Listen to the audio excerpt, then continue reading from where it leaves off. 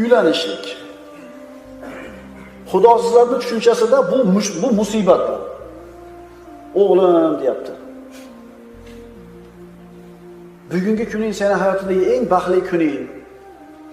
Shu kunda qadrga yetgin desa o'g'li aytayapti. Dada, to'y ertaga-yu desa, bolam men bilaman nima deyotganimni deyapti. Tushunarlimi?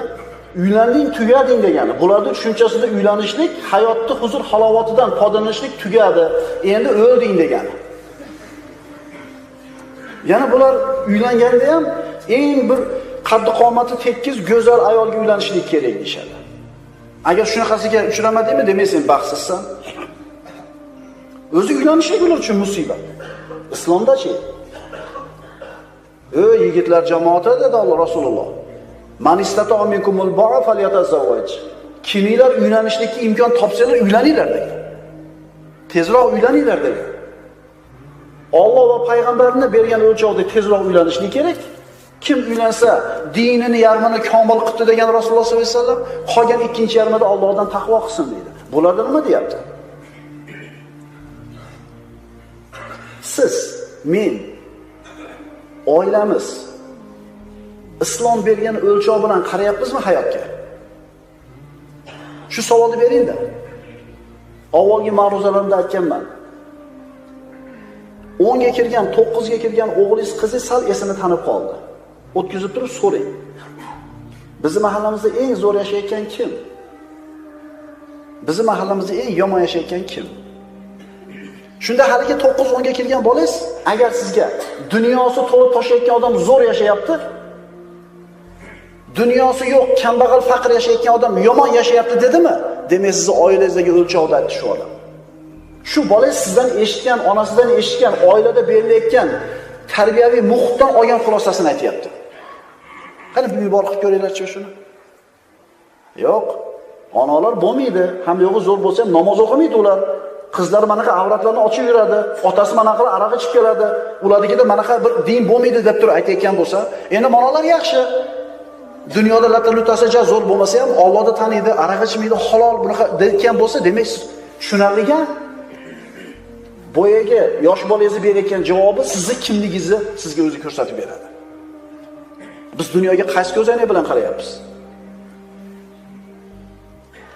Ayrim namozxon bo'lgan ukalarimiz sal semizroq mashina minib olsa, yurishi boshqa cho'p qolyapti. Men o'zim guvoh bo'lgan narsani aytayapman. Dars o'qiydi, 5 mahal namoz o'qiydi, Allohni taniydi, haromza, lekin qimmat mashina olgandan keyin xuddi shu qimmat mashina minib tug'yonga ketayotganlarni uslubida haydar ekan. Men o'zim mashinasida o'tirdim ishlar. Chiqib qo'yapti zirishlikda. Nariga kichkinaroq ali mashina. Uni qisqa o'tib ketsa bo'lardi. Demak, sen shu mashinani olgandan keyin shunaqa e'tiqoddagi odamlarning tushunchasi bilan haydayapsanmi? Demak, hali tuzalganing yo'q sen. Odamni kiyimiga qarab, minib kelgan mashinasiga qarab turib, ikki qo'llab ko'rishib, piyada sal eskiroq kiyib kelganga qo'lingni uchun berib qaramayapsanmi? Demak, seni hali ham o'lchovga ushladi o'lchovi. Qimmat mashina minganlar ko'zlari katta ochildi. Zulm qilyapsizlar. Allohdan qo'rqinglar.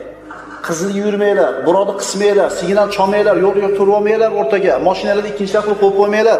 Gunohkor bo'lyapsizlar, birodarlar. Agar sizni mana shu qilgan, qoidaga rioya qilmagan ishingizdan bir odam musibat chekib, avariya bo'lib o'lsa, siz ham sheriksiz shuni o'lishligida.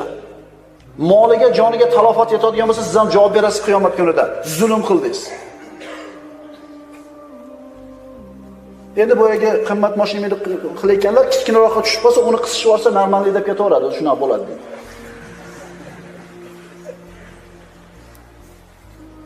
Musulmon odam uylanishlikka qanaqa qaraydi?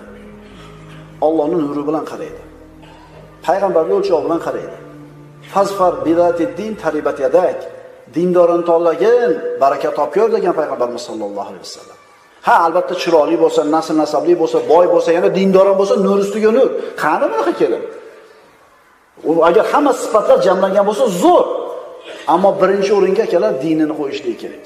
Chunki musulmonning o'zining nimasi bor? O'lchovi bor.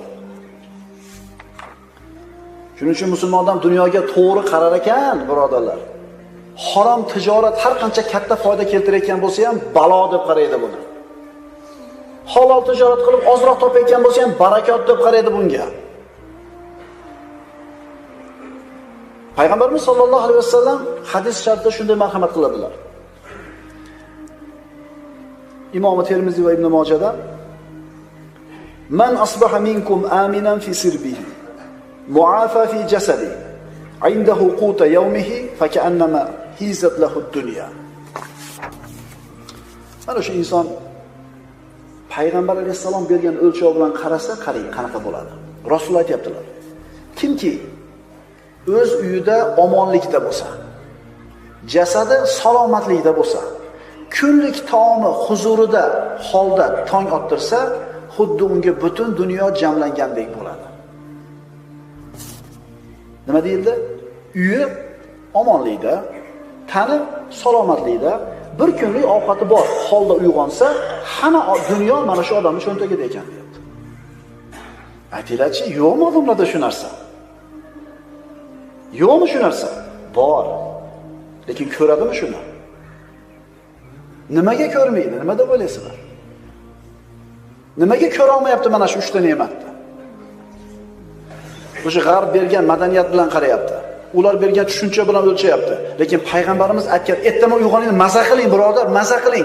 Tursiz, yurtingiz tinch. Boshingizda tomingiz bor. Taningiz sog', ichsa bir piyola choy bor, bir tishlam non bilan. Bu qanaqa ne'mat, birodarlar? Har kuni ertaman turib, derazada shunday ochingda qarab turib, bitta chuqur nafas olib, alhamdulillah deying. Joningiz omonda. Yurtingizda tinchlik, boshingizda tomingiz bor, bir kunlik ovqatingiz bor. Agar shunaqa bo'lsa deyapti payg'ambarimiz, eng boy odam shu deyapti. Endi bu musulmonlar o'lchovi. Bu inson shunday bir xotirjamlikda yashayaptiki, buni pul bilan o'lchab bo'lmaydi.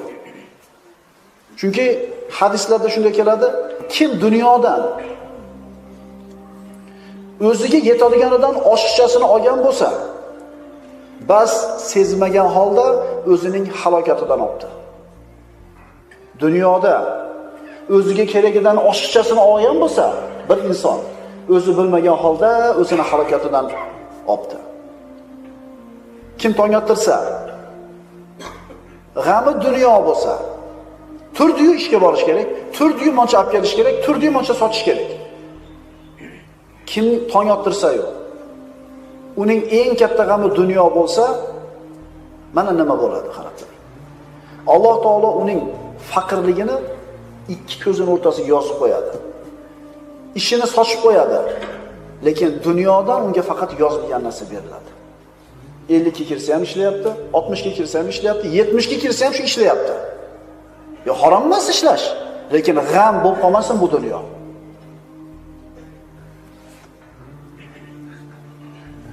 Demak, mushkula hayotga Alloh taoloning nuri bilan qarashlikda. Agar Allohning ahli bilan birga bo'lmasa inson, solih kishilar bilan birga bo'lmaydigan bo'lsa, hech qachon dunyoga islom, iymon nuri bilan qarolmaydi.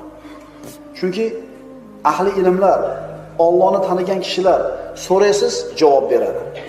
Talab qilasiz, ko'rsatadi, yo'lingiz munavvar bo'ladi. Biror masalada javobni qidirdingiz, Allohning hukmini sizga bildirishadi. Ya ayyuhallazina amanu taqulloha va kunu ma'as sodiqin. Ey mu'minlar, Allohdan qo'rqinglar va iymonlarida rostgo'y bo'lgan zotlar bilan birga bo'ling. Kunu ma'as sodiqin. Iymonlarida rostgo'y bo'lganlar bilan birga bo'ling. Domla kreditga pul olgan bor, bir res urib kelsam, qutulib ketaman kreditdan deb so'raydi.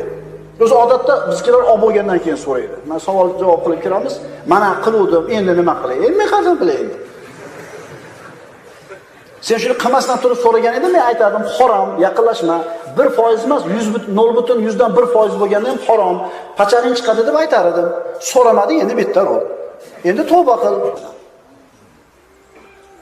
Ana shunday bir iymonida sodiq bo'lgan, Allohni tanigan taqvodor bandalar bilan birga bo'lishlik kerak bo'ladi. Yolg'iz qo'yib bo'lmaydi, birodarlar. Chunki atrofimizda vasvasa, xavotir, shirk, ma'siyatlar to'lib yotibdi. Mana shunday bir gunohlardan, ma'siyat, vasvasalardan iborat o'rmonda qolib ketmasligi uchun iymonida sodiq bo'lgan kishilar bilan birga bo'lishligimizni Parvardigorimiz amr qiladi. Aqulu qawli hada va astaghfirulloha li va lakum. Assalomu alaykum va rahmatullohi va barakatuh.